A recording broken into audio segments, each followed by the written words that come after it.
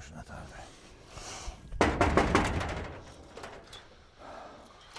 Ay, salam aleyküm qonşu. Salam aleyküm. Nə var, nə yox, can baş nətərdir? Vəziyyət. Qulas, bu kredit deyirdin, sən maşını ili 90'dan yuxarı. Ulan nömrəsi... Saldım da kredit. Elə mən də onu gəldim, nömrəsini ver də, olar, nə olar? Nömrəsi... Pulsuzluq gedim, maşını salım kredit. Onun şərti nətər idi? Onlarda nətərdir? İli 90-cı ildən yuxarılı boy maşını 20 dəqiqə kreditdə salırlar. Avtomobil qalır özündə, nömrəsi də dəyişmir. Özdə bilsən, bütün avtomobilləri salırlar, bir maşını yox. Hər növ avtomobili. Hər növ. Onu eşitdim onu. Sən verim nömrəsini. Hə, nömrəsini verdi onun, qüzgə sənə. Yazdan. Bir dəqiqə, deyilən gəlsin.